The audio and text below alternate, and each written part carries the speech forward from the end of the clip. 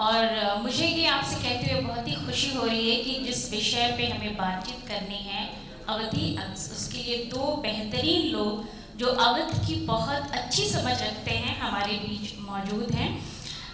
एक तो हम कह सकते हैं कि हमारे समय के बहुत बड़े कथाकार, तद्भव जैसी प्रतिष्ठित पत्रिका के संपादक और अभी जिनकी किताब आई है अक्स।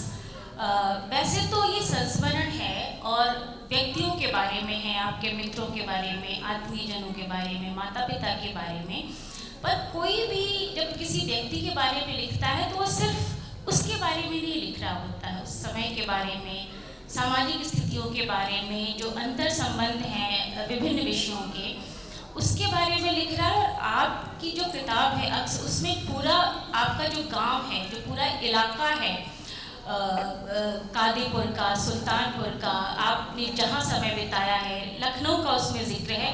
यानी अवध अपनी पूरी रंगत के साथ उसमें बार बार आ और जा रहा है। इसी तरह जो हिमांशु हैं, जिनकी किताब बहुत चर्चित हुई, जिसपे उनको पुरस्कार मिला, किस्सा किस्सा लखनऊ, उसकी खास बात ये है कि ये किसी, जैसे लखनऊ के बारे में ये है कि नवाबों का शहर, कबाब का शहर, तो उससे बहुत दूर जाके इनकी जो किताब है वो आवाम की कहानी है, बिल्कुल आम लोगों की कहानी है। जैसे यदि अखिलेश जी की चर्चा इस बात के लिए हुई, उन्होंने जो मुकाम हासिल किया कि उसमें मामूली आदमी का संघर्ष था, वो बिल्कुल रोजमर्रा के जीवन में जो हमसे और आपसे टकराते थे, तो उन लोगों को साहित्य में ले आना, ये एक पुरानी पीढ़ी के बहुत ही सक्षम और समर्थ कथाकार ने ऐसे किया। तो हमारे जो बगल में बिल्कुल युवा बैठे हैं हिमांशु, उन्होंने भी अपनी किताब में बिल्कुल एक जो आम मामूली लोगों के किस्से हैं, जो इनकी एक जन पक्षधरता का परिचायक है, उनकी चर्चा है। तो मैं बातचीत की शुरुआत करना चाहूँगी आप दोनों से ही कि ये अवधि अक्स से आशय क्या है। पहले मैं चाहूँगी कि अखिलेश जी इस बात पे अपनी बात रखें, फिर हिमांशु, कि अवधि अक्स से हम क्या समझते हैं।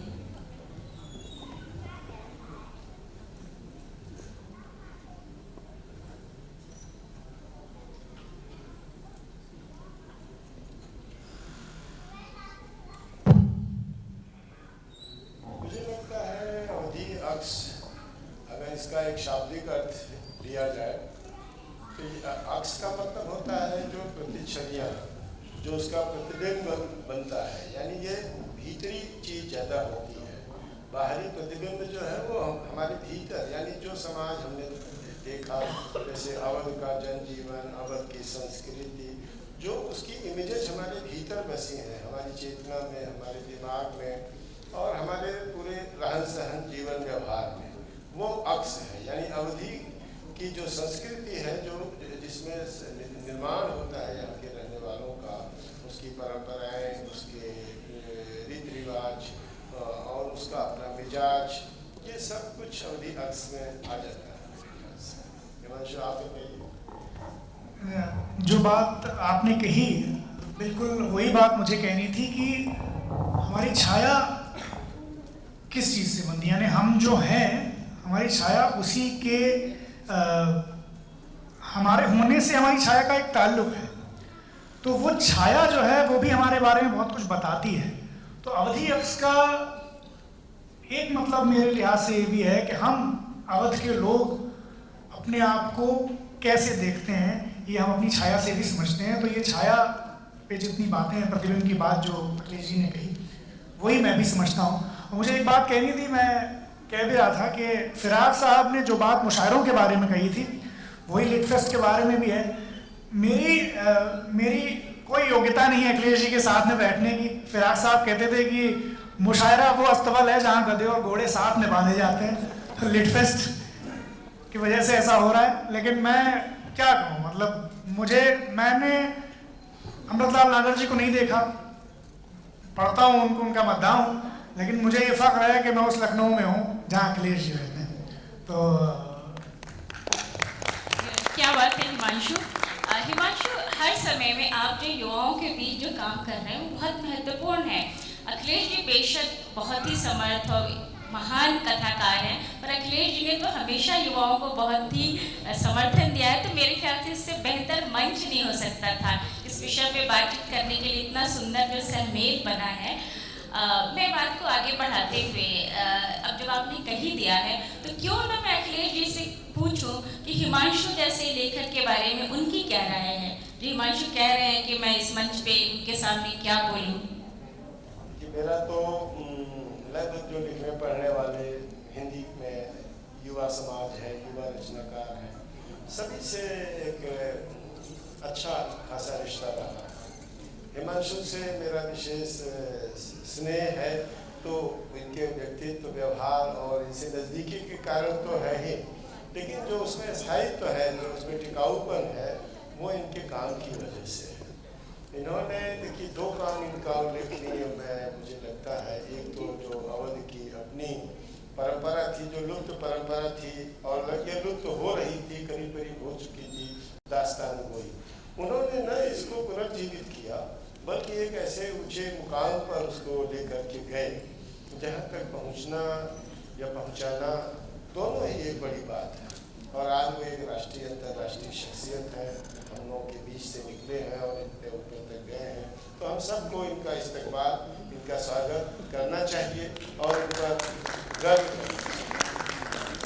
दूसरी बात, इनकी जो पुस्तक है कि किस्सा लखनऊ, वो लखनऊ को लेकर के बहुत सारी बातें कही गई हैं, बहुत सारी किताबें लिखी गई हैं, लेकिन वो लगभग एक लखनऊ का जो नवाबी संस्कृति जिसे कहते हैं, यानी एक जो उसका बृहद यथार्थ था या बृहद जो एक रूपक बनता था, जो उसको लेकर के जो एक रचनात्मकता बनती थी, उस पर ज़्यादा काम किया। हिमांशु ने क्या किया, जो लिटिल ट्रेडिशंस हमारी समाज की होती हैं, किसी भी समय की समाज की एक छोटी छोटी परंपराएं भी होती हैं, छोटे छोटे किस्से होते हैं, उनसे नीटिंग की अपनी किताब की। ये किताब इस महीने में मूल्यवान है और इनका काम इस महीने में बहुत ध्यान देने लायक है।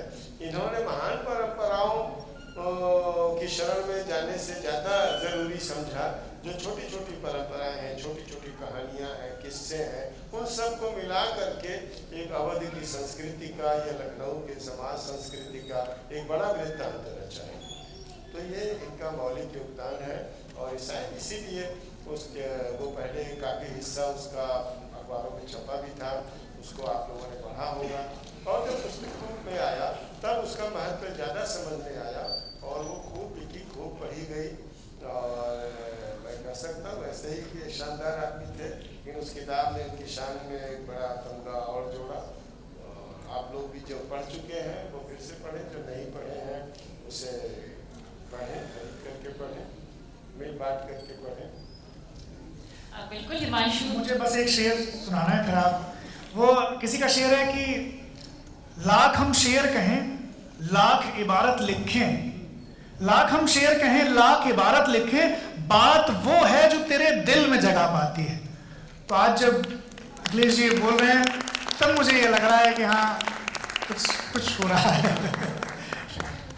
हिमांशु, आपको और भी शेर सुनाने, क्योंकि मैं बिल्कुल इसी पे आने वाली थी कि आपकी क्या राय है। आप स्कूल्स में जाते हैं, तमाम यूनिवर्सिटीज़ में जाते हैं, युवाओं के बीच जाते हैं, तो आप बच्चों को क्यों पढ़ना चाहिए, आज के युवा वर्ग को, अखिलेश जैसे कथाकार को, आप बताएं। देखिए, सबसे पहले तो मुझे लगता है कि इसलिए पढ़ना चाहिए और इसलिए जानना चाहिए क्योंकि हम जाने तो कि हमारे लखनऊ में अखिलेश जी रहते हैं जो तद्भव निकालते हैं। तद्भव मतलब आज की डेट में हिंदी की सबसे मजबूत जो पत्रिका है, मतलब मेयारी जिसे हम कहते हैं उर्दू में, कि तद्भव में छपना एक उपलब्धि है। और वो इसलिए उपलब्धि है, वो इसलिए नहीं कि तद्भव, क्योंकि तद्भव की क्वालिटी अखिलेश जी ने वो बनाई है। और ये जो प्रतिष्ठा, ये जो धाक है तद्भव की, ये बहुत दिनों में आई है। तो हम शहर को जाने, तो जब हम शहर को जानेंगे तो हमें ये पता चलेगा कि अभी भी अखिलेश जी लखनऊ में ही है और ये तद्भव वाले अखिलेश जी जो है ये लखनऊ में रहते हैं। तो एक तो इसलिए जाने कि हम अपने शहर पे गर्व करने का हमें एक और मौका, जो लोग नहीं जानते उनको मिलेगा। अब दूसरी गंभीर बात जो ये है कि देखिए होता क्या है, किताबों में तो आप सिर्फ एक, जैसे उपन्यास आपने पढ़ा तो एक किस्सा है, एक कहानी है, उसके जरिए आपने बहुत सारी चीज़ समझी।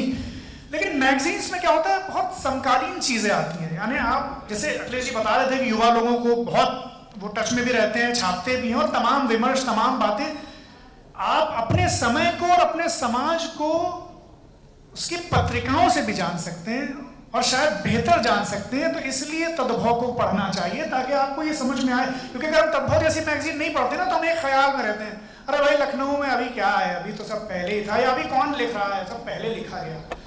तो ये मायूसी हमें नहीं होगी जब हम तद्भव जैसी मैगजीन को पढ़ेंगे और हम जानेंगे कि कैसी मेहनत से मैगजीन निकल रही है और कैसे कैसे लोग उसमें लिख रहे हैं और कितनी मेहनत से लिख रहे हैं। तो तद्भव मुझे तो लगता है कि जिसको जरा सी भी दिलचस्पी है हिंदी में, उसको जरूर पढ़नी चाहिए। मतलब वो अनिवार्य चीज है, वो ऑप्शनल चीज नहीं है। क्योंकि अगर हम ये मानते हैं कि हमारे अंदर एक चेतना है शहर को लेकर, किताबों को लेकर, पढ़ने लिखने को लेकर, तो फिर ये हो ही नहीं सकता कि आप तद्भव से गुरेजा हों। बहुत अच्छी बात कही आपने। मुझे एक वाकया याद आया कि जब हम शहरों का या किसी एक खास जगह का जिक्र करते हैं तो उसकी कई बार एक छवि हमारे दिमाग में होती है। तो एक बार जब मैं JNU में थी, एक सेमिनार हुआ था, तो वहाँ किसी प्रोफेसर ने ऐसी बातचीत के दौरान कहा कि अवध में विद्रोह तो हुआ लेकिन नवाब वाजिद अली शाह की जो एक छवि थी, नाचने गाने रास रंग में व्यस्त रहने वाली, तो उनकी कोई टिप्पणी थोड़ी सी नेगेटिव थी। लेकिन इत्तफाक क्या, मैंने कमलाकांत त्रिपाठी की पाही घर पढ़ी हुई थी कि जो आम लोगों का जो विद्रोह था, जो आम लोगों ने झेला, जो 1857 के बैकग्राउंड में है, तो मेरे पास एक ठोस बात कहने के लिए थी, जवाब देने के लिए थी कि अवध का मतलब और भी है और अवध की आवाम का मतलब कुछ और भी है। तो मैं आप दोनों से ये जानना चाहूँगी कि एक बतौर लेखक क्यों ज़रूरी है किसी आम इंसान को, मामूली आदमी को अपना किरदार बनाना? समाज के लिए इसकी क्या अहमियत हो सकती है? अखिलेश जी, पहले आपसे, कि एक बिल्कुल मामूली आदमी को किरदार बनाना, एकदम आम फहम सी लगने वाली घटनाओं को अपने शब्द विन्यास से ऐसे घटना चक्र बुन के ऐसा ताना बना पहनाना कि वो बहुत महत्वपूर्ण हो जाते हैं, जबकि वो बिल्कुल एक मामूली शख्सियत है। तो बतौर लेखक इस मामूलियत को, इस आम को महत्व देना क्यों जरूरी है एक लेखक के लिए? इसलिए कि जो एक सच्चा किसी वक्त का जो सच्चा इतिहास होता है वो महान लोगों से निर्मित नहीं होता है। उसको दरबारी लोग या इतिहासकार लोग ठीक है कि उसको महत्व देते हैं, लेकिन एक समाज, एक समय हमेशा साधारण लोगों से ही निर्मित होता है, एक बात। दूसरी बात, महान लोगों के बारे में तो सब लिखित रूप से किताबों के रूप में उनके जन्म की तारीखें, उनकी मृत्यु, उनका राजपाट, उनके कारनामे सब कुछ दर्ज होते हैं, रिकॉर्डेड होते हैं। लेकिन जो एक लेखक जब लिखता है तो उसके लिए जो एक रचना करता है तो साधारण मनुष्य जो होता है, कोई साधारण किरदार, वो उसमें उसको ज़्यादा आनंद आता है। वो लगता है इसके जरिए ज़्यादा मैं अपनी रचनात्मकता को अभिव्यक्त कर सकता हूँ, उसमें उसकी कल्पनाशीलता के लिए भी ज़्यादा गुंजाइश होती है। इसलिए वह साधारण किरदार, साधारण मनुष्य को अपना किरदार बनाता है, क्योंकि ये साधारण लोग ही तो देश को बनाते हैं, दुनिया को बनाते हैं। कहने को कहा जा सकता है कि ताजमहल या जितनी भी इमारतें हैं किसी बादशाह ने बनाया है, किसी महाराजा ने बनवाई है, उसे ये बनाता कौन है? उसमें किसका मांस, किसका दिमाग, किसकी कल्पनाशीलता लगी होती है? वो साधारण लोगों की लगी होती है। तो इसलिए जो असली समय के निर्माता होते हैं वो मामूली मेहनतकश लोग होते हैं, और एक लेखक जो होता है वो असली निर्माता की पहचान करता है। किसी भी यथार्थ को बनाने वाले जो वास्तविक लोग होते हैं उनकी शिनाख्त करता है और उनकी पहचान करता है। अब ये साधारण लोग ही चूँकि होते हैं, इसलिए वो साधारण लोगों की कहानियाँ लिखता है, कविताएं लिखता है। हिमांशु, आप इस पे क्या सोचते हैं? बिल्कुल, मैं ये मानता हूँ कि एक जो ये सारी वजह तो ही है जो अखिलेश जी ने गिनाई, एक वजह ये भी है कि इस पूरे समाज में आप अगर ये देखें तो आम लोग ही ज़्यादा हैं, ख़ास लोग तो बहुत कम हैं। और जो ख़ास हैं असल में वो भी ये मानते, उनके अंदर एक गलतफहमी है कि वो आम लोगों से अलग है। तो जब अक्सरियत यानी अधिकांश जो है वो आम लोगों का है, तो ये कैसे मुमकिन है कि एक लेखक जो है वो एक समाज के, एक समय के अधिकांश से अलग हो जाए? यानी अगर वो फिर उसकी तरफ पीठ करके लिखेगा तो यानी वो अपने समय और समाज के सच को बयान ही नहीं कर पाएगा। तो इसलिए हमारी समझ में, लेखकों की या किसी भी क्रिएटिव आदमी की समझ में, जो लिखने का सरोकार है वो हमेशा आम लोगों से जुड़ा रहेगा। और इसीलिए ये जो लफ्ज़ है आम, इससे इतनी महत्ता भी हासिल है कि सब हमारे समय का जो यथार्थ है वो अगर हमें समझना है तो हमें आम लोगों को समझना पड़ेगा। तो एक शेर भी है इफ्तिखार आरिफ का, लखनऊ के शायर थे पाकिस्तान चले के बाद में, वो जो आब ज़र से रकम हुई थी वो दास्तान भी मुस्तनद, आब ज़र सोने के पानी से, वो जो आब ज़र से रकम हुई थी वो दास्तान भी मुस्तनद, वो जो खूने दिल से लिखा गया था वो हाशिया भी तो देखते। तो लेखक होना या ना होना, इसकी एक कसौटी ये भी है कि क्या आपके पास वो नज़र है जो हाशिए को देख सके। क्योंकि सुनहरे पानी पर लिखी गई दास्तान, सुनहरी स्याही से लिखी गई दास्तान तो सब देख लेंगे, लेखक नहीं भी होगा वो देख लेगा।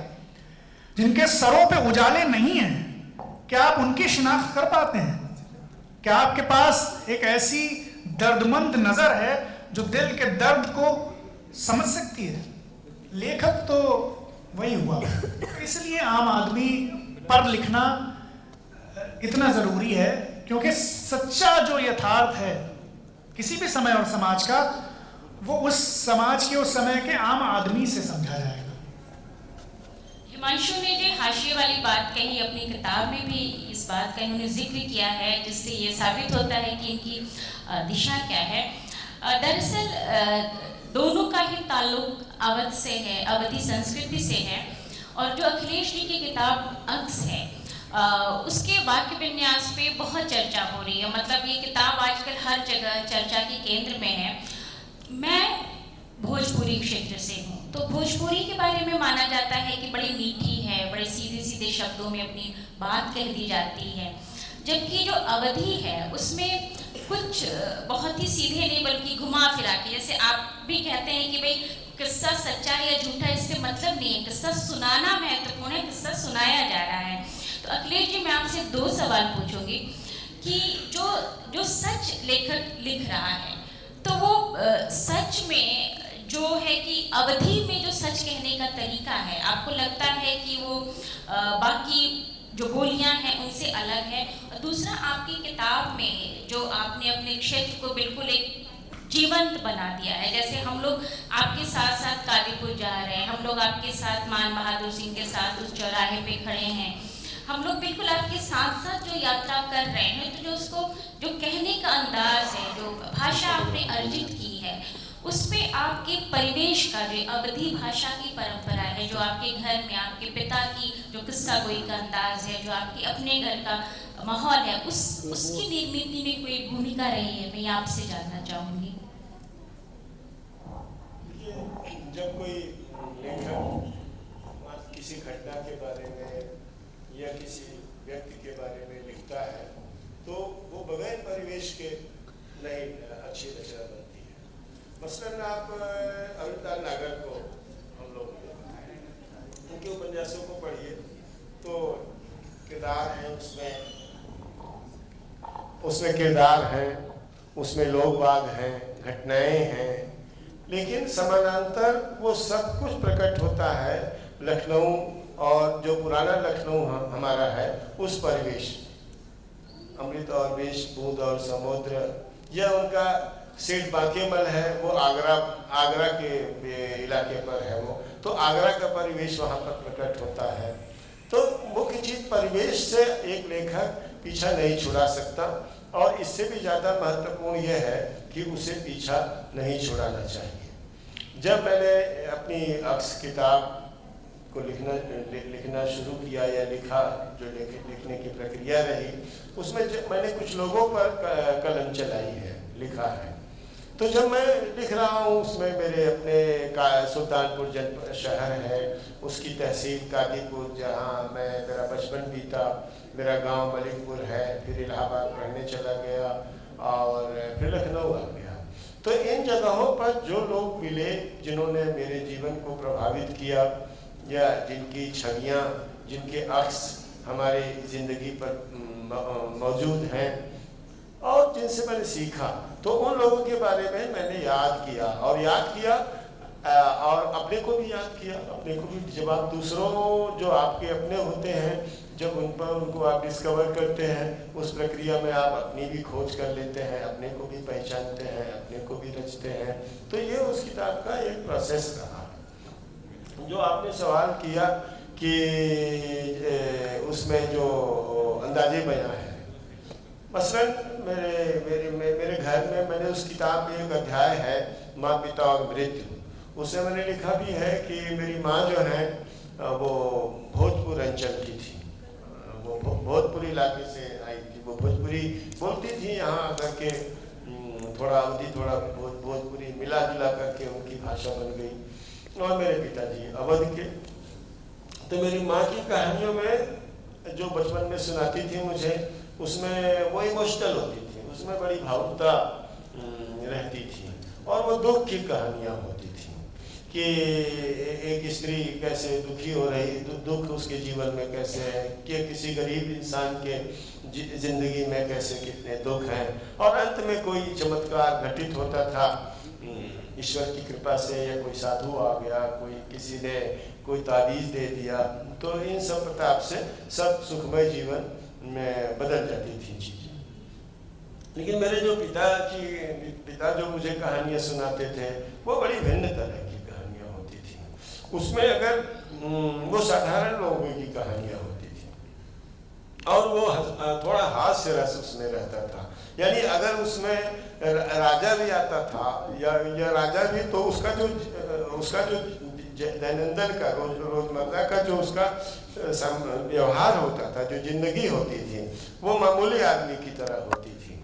जैसे हो सकता है, जैसे आदिवासियों के बीच आप जाएं तो उनके जो राजा होते हैं, उनमें भी राजा होते हैं।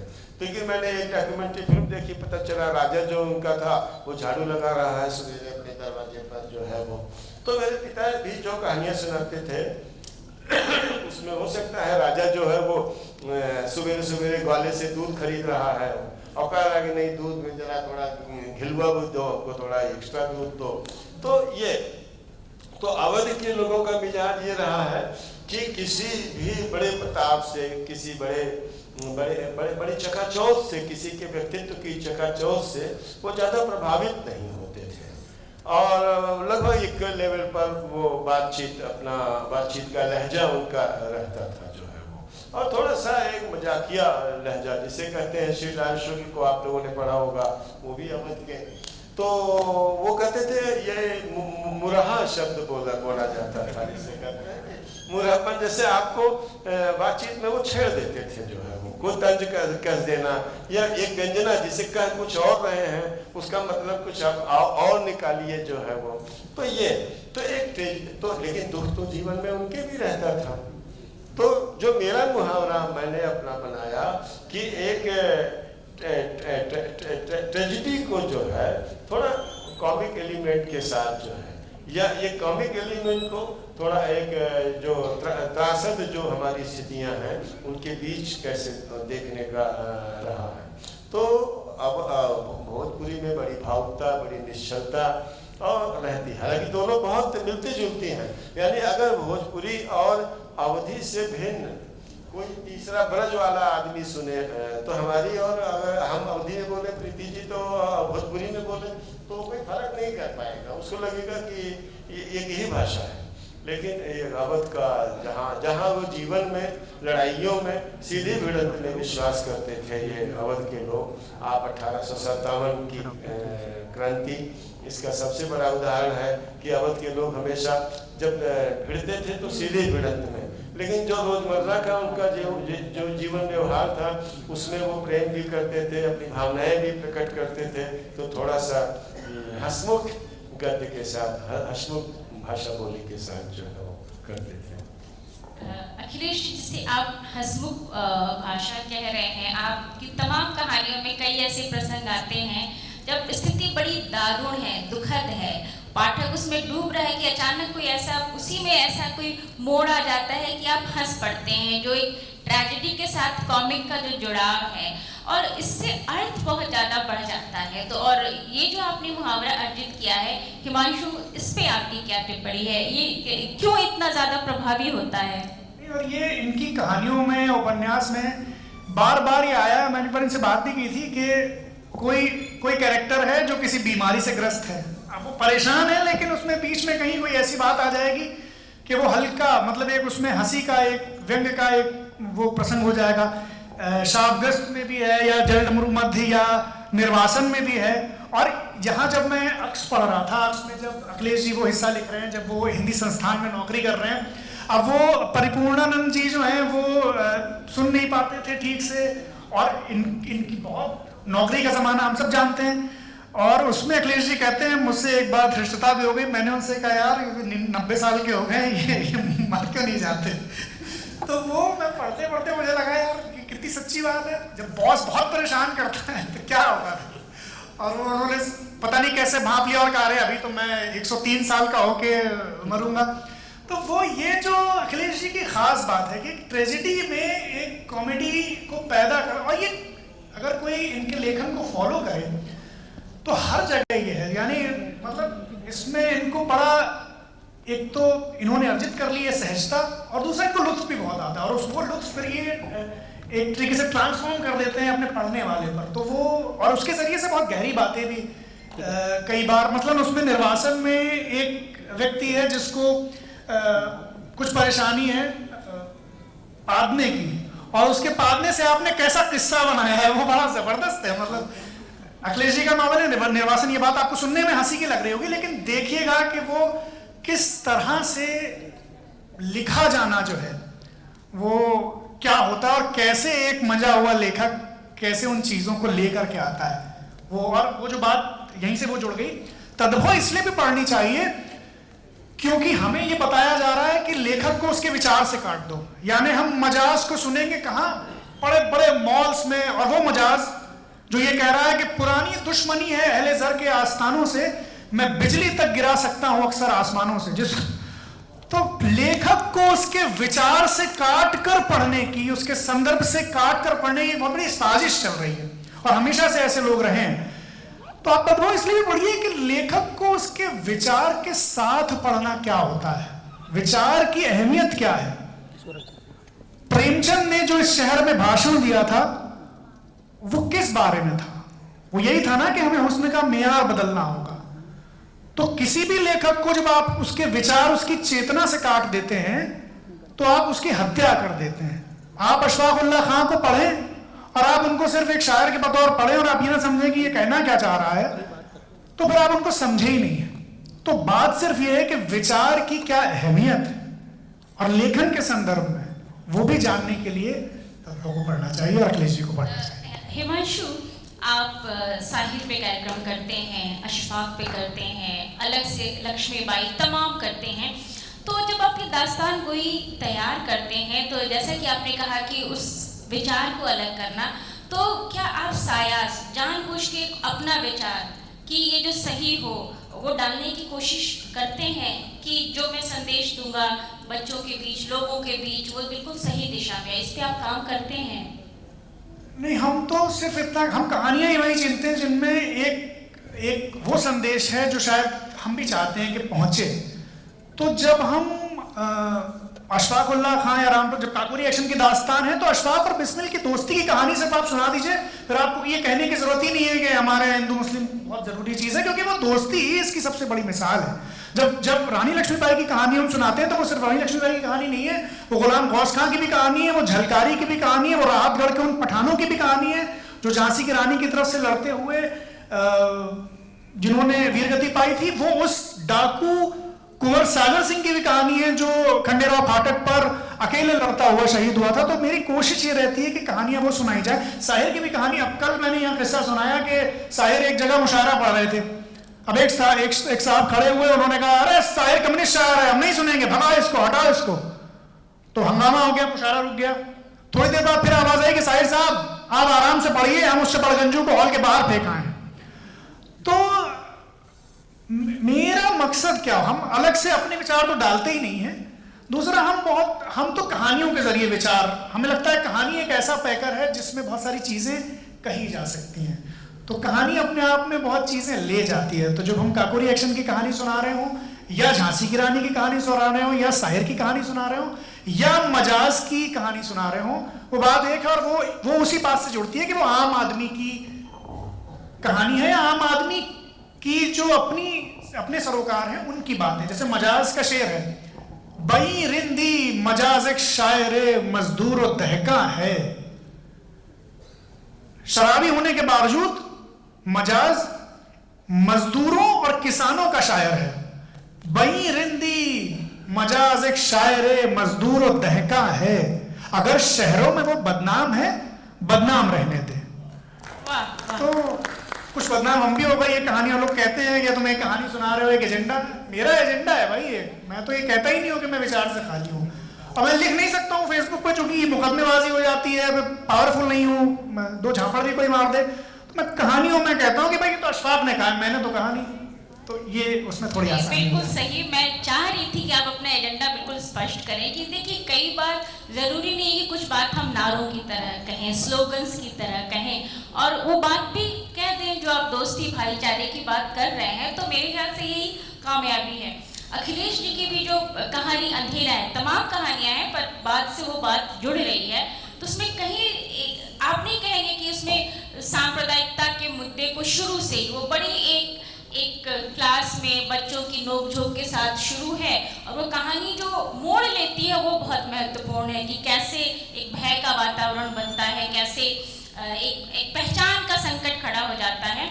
तो मेरे ख्याल से जो साहित्य है वो चाहे आप बहुत गंभीर साहित्य करें या आप एक किस्सा गोई के अंदाज में, दास्तान गोई के अंदाज में, मैं ये नहीं कह रही कि वो गंभीर विधा नहीं है, वो बिल्कुल परंपरा को बचाने की एक गंभीर कोशिश है।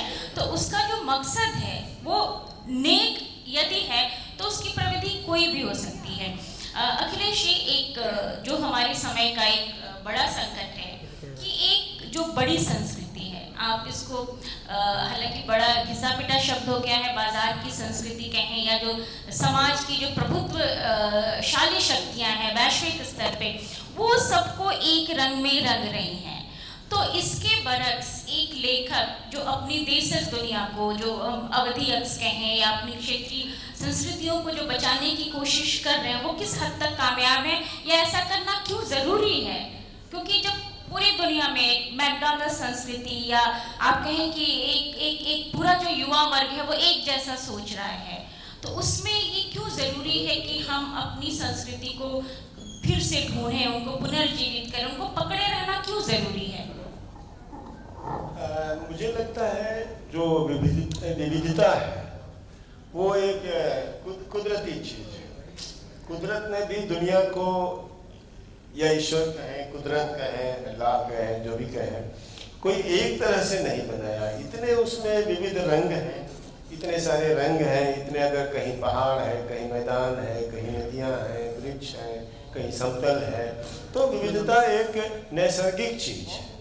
और उस विविधता को ये सभ्यताओं की जो एक साम्राज्यवादी कहें या एक बड़ी सभ्यता है, वो एक अपना प्रसार करती चली जा रही हैं।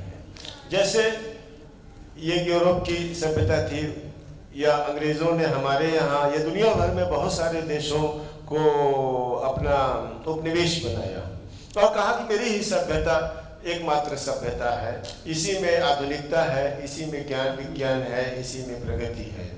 हमारे यहाँ गांधी जी ने उस पूरी भ्रांति के खिलाफ जो है हिंद स्वराज जैसी पुस्तक लिखी। तो उस पुस्तक का मूल उद्देश्य जो है, जो एक सभ्यता में दुनिया को बदल देने का, एक रंग में दुनिया को बदल देने की जो मुहिम चलाई जा रही थी, उसका प्रत्याख्यान गांधी जी हिंद स्वराज में करते हैं। तो आज जो है वो ज़्यादा बड़े पैमाने पर, ज़्यादा आकर्षक ढंग से और ज़्यादा गहराई के साथ, ज़्यादा बड़ी पूंजी के साथ दुनिया को एक रंग में रखने की कोशिश की जा रही है। तो ये दो तरफा नुकसान है। एक तो ये कुदरत का विरोधी कार्रवाई है कि अगर कुदरत ने इतना भिन्न भिन्न बनाया है, इतनी भिन्न भिन्न भाषाएं और संस्कृतियां बनाई हैं, आप उसको एक भाषा एक संस्कृति में बदल करके रखते हैं, तो ये प्रगति विरोधी, या कह सकते हैं कि ईश्वर विरोधी, ईश्वर की इच्छा के विरोधी ये गतिविधि है, कार्रवाई है। तो इसलिए भी हमें करना चाहिए। दूसरी इसका विरोध करना चाहिए, हमें अपनी विविधता को, अपनी स्थानीयता को मजबूती के साथ आगे बढ़ाना चाहिए। दूसरी बात मैं जो कहना चाहता हूँ कि दुनिया अगर एक तरह की हो जाए, कल्पना करिए इस सभागार में जितने लोग बैठे हैं वो सब एक जैसे चेहरे के हो जाए, तो क्या ये दुनिया सुंदर रह जाएगी? या एक ही तरह के फूल हों, एक ही तरह की वनस्पतियाँ हों, तो क्या ये हमारा स्वाद और हमारी आंखें इतना ही सौंदर्य ग्रहण कर पाएंगी, इतना ही स्वाद ग्रहण कर पाएंगी?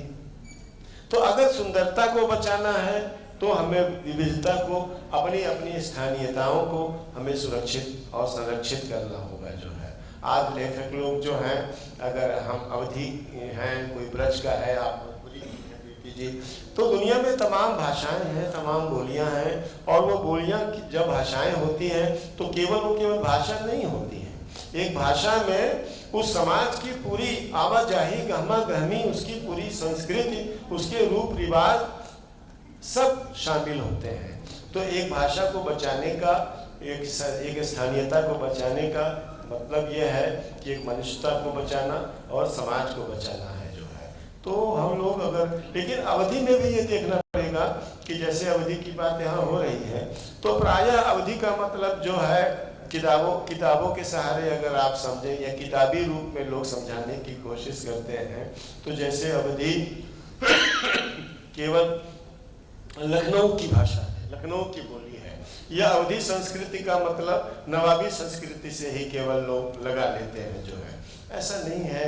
अवधि, मैंने कहा कि जो, जैसे आपने शुरू में सवाल किया कि बड़े लोगों के समानांतर मामूली लोगों का किरदार, तो ये अवधि, विश्वनाथ त्रिपाठी अगर बलरामपुर पर किताब लिख रहे हैं, अपने छोटे से कस्बे के ऊपर उन्होंने पुराने जमाने का लिखा, तो वह भी अवध की संस्कृति को रच रहे हैं।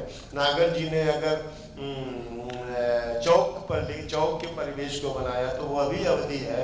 या कमलाकांत त्रिपाठी ने अगर प्रतापगढ़ और सुल्तानपुर के आसपास के इलाके को लेकर के उन्होंने लिखा, तो जब हम कहते हैं तो अवधि संस्कृति, तो हमें भी उस एक संस्कृति का, एक जो वर्चस्वशाली संस्कृति है, उसको उसके समानांतर जो उसका एक व्यापक रूप हो सकता है, यानी जो जौनपुर से लेकर के, जौनपुर से शुरू होती है और इधर बस्ती के आसपास तक चली आती है, उधर इलाहाबाद में भी अवधि है, इधर कानपुर तक चली आती है और नाव कानपुर तक। तो अवधि एक विपुल संस्कृति है, जिसकी तरफ डॉक्टर रामविलास शर्मा, जो बहुत बड़े आलोचक, उन्होंने भी इसका जिक्र बार बार किया है अवध की क्रांति के संदर्भ में। तो हमें अपनी विरासत को, अपने वर्तमान को और अपने भविष्य को, सब कुछ को एक बृहत्तर आलोक में हमें अवधि संस्कृति को देखना चाहिए। और ये बड़ी खुशी की बात है कि आज आप लोग सब सुन रहे हैं अवध की संस्कृति के बारे में, और हम लोग अपने जो भी समझ में, जो भी हमारे विचार हैं, उसे आपके सम्मुख रख रहे हैं।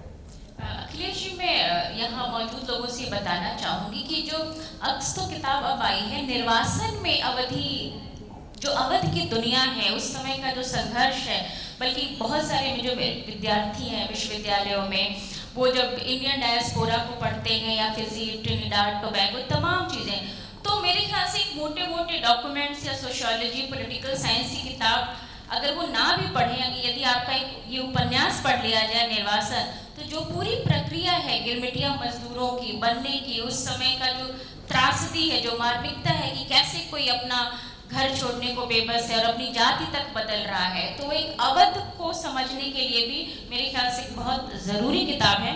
हिमांशु, आप इस बात को कैसे आगे बढ़ाएंगे जो जवाब दिया अखिलेश जी ने?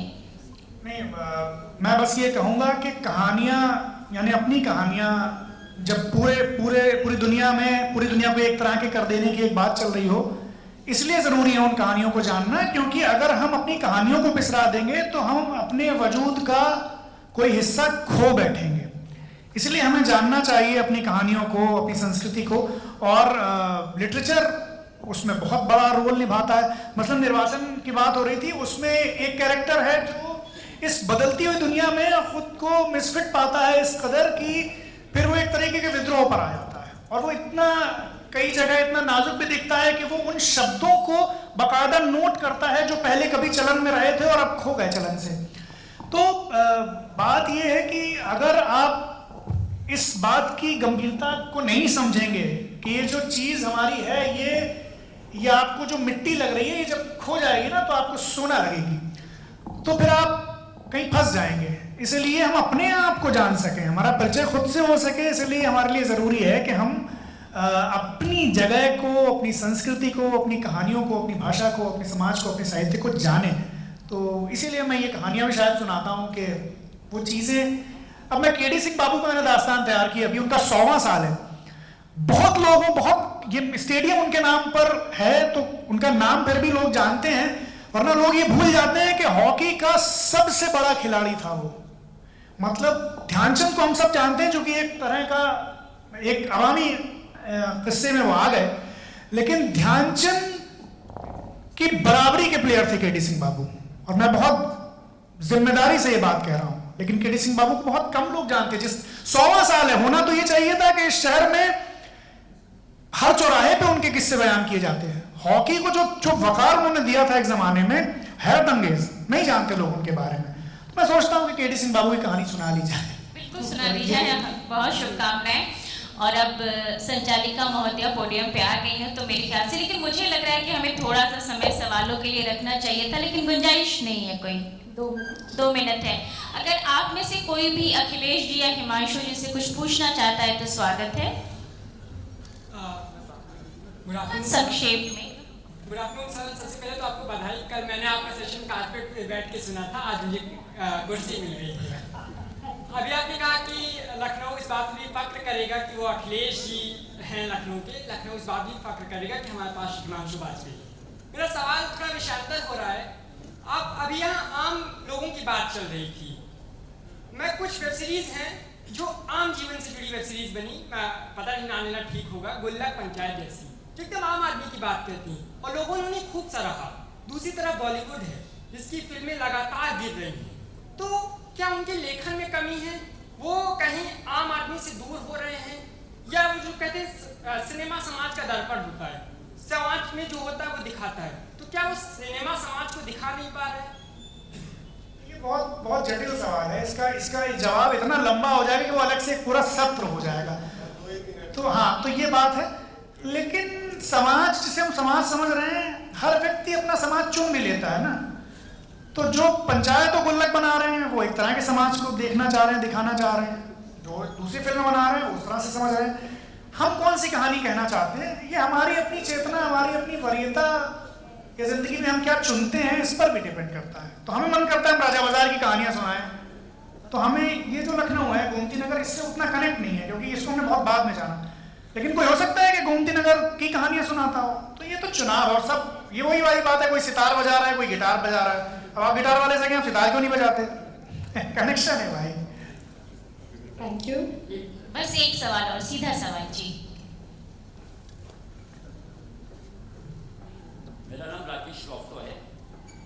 मैं आदरणीय अखिलेश जी से और हिमांशु जी से ये पूछना चाहते हैं, जैसे आप लोगों में एक अभी बात हो रही थी कि विचार से कट के लेखक बात करता है, तो ये अपनी हिम्मत इतनी आप लोग कहाँ से पा रहे हैं? मेरे तो बिल्कुल हिम्मत नहीं है, मैं बहुत डरता हूँ, इसीलिए मैं सिर्फ अपनी कहानियों में ये सब बातें कह देता हूँ। मुझे डर लगता है। अखिलेश जी बहुत हिम्मती है, करके भी आप सारी बातें कह देते हैं। नहीं, ये हिमांशु का थोड़ा वही अवध की स्टाइल है बोलने की। ये अवध की स्टाइल, बाकी डरते नहीं है ये। दरअसल है क्या, हिमांशु ने जो अभी पहले बात कही थी वो बड़ी महत्वपूर्ण बात थी, और वो कथा लिखने की, सुनाने का बुनियादी गुण है, उसकी बुनियादी शर्त है ये। और दुनिया भर में ये है, केवल अवध का ही नहीं है कि एक कथाकार को या कवि को भी अपनी अभिव्यक्ति, अपनी कहानी, कविता रचते हुए अपने विचार को जितना प्रच्छन्न तरीके से, जितना अनुभव से और संवेदना से वो पहुंचेगा, वो कलाकृति उतनी ही श्रेष्ठ होगी। संदेश देने के लिए, डायरेक्ट अपने विचार देने के लिए तो नेता, बाबा, भभूत बहुत सारे लोग समाज में हैं। लेखक का काम तो है अपने अनुभवों के जरिए और संवेदनाओं के जरिए लोगों तक पहुंचे, और उसी से संदेश चला जाएगा। वो ज्यादा स्थायी होगा, ज्यादा महत्वपूर्ण होगा। बहुत शुक्रिया दोस्तों, आप सबका बहुत बहुत धैर्य से सुना। सबका शुक्रिया। मेरे कुछ दोस्त भी बैठे हुए, आप सबका खास शुक्रिया, बहुत बहुत शुक्रिया। जहाँ तक मुझे समझ में आता है, कहानियाँ